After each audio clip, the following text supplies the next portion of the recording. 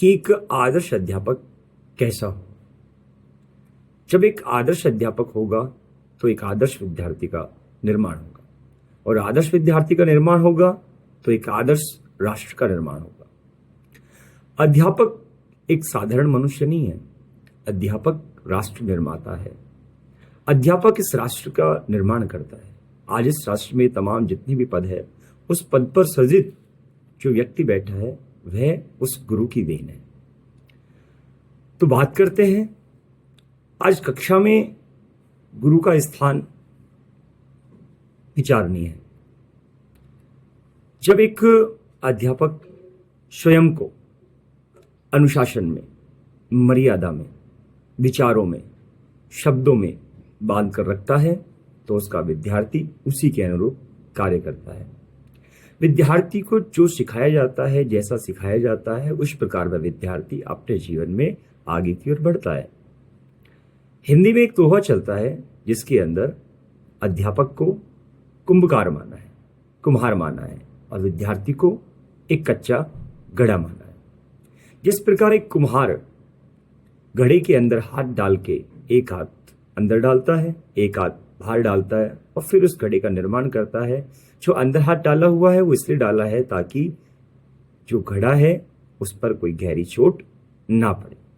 बाहर हाथ है, उसको वो सहारा दे रहा है कि मेरा घड़ा जब मार्केट में जाएगा तो लोगों में ये बात हो कि ये घड़ा किस कुम्हार का है जिससे इसका पानी इतना ठंडा है।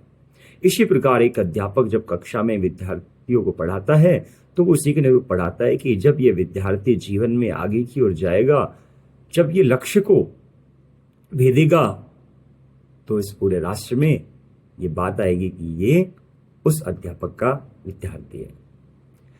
यहां पर आज जो विचारणीय प्रश्न है, कक्षा में प्रत्येक विद्यार्थी को साथ लेकर कैसे चला जाए।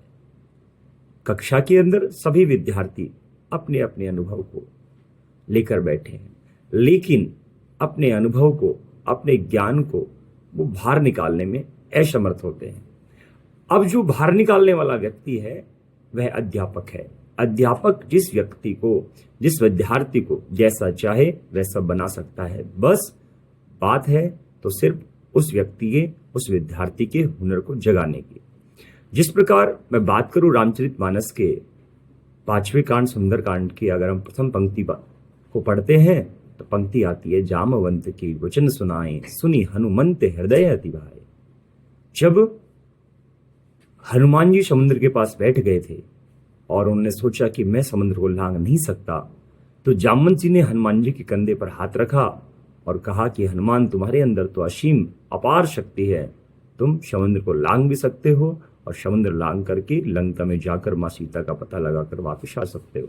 हनुमान उठे और उन्होंने यह कार्य बड़ी ही सरलता के साथ किया। आज विद्यार्थी के अंदर सब ज्ञान, अपार ज्ञान सीमित है, लेकिन उस ज्ञान को, उस टैलेंट को, उस हुनर को निकालने वाले एक अध्यापक की जरूरत है जो उस विद्यार्थी को जगा सके, उसको खड़ा कर सके, उसको राष्ट्र निर्माण में लगा सके। ये तभी संभव है जब एक अध्यापक स्वयं को अनुशासित रखेगा, स्वयं को मजबूत रखेगा, स्वयं को चिंतनशील रखेगा। यहां बात शिक्षा देना नहीं है, व्यापारिक शिक्षा देना एक अध्यापक का कार्य नहीं है।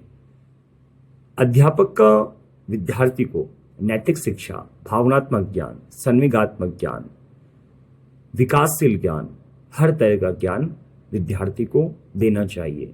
जब ये ज्ञान विद्यार्थी के अंदर जाएगा तो विद्यार्थी का सर्वांगीण विकास हो सकेगा, और जब एक विद्यार्थी का सर्वांगीण विकास होगा तो वो राष्ट्र निर्माण में अपने लक्ष्य निर्माण को बड़े ही आसानी से, बड़े ही सहज भाव से प्राप्त कर सकेगा। तो आज का हमारा यह विषय यहीं समाप्त होता है। धन्यवाद।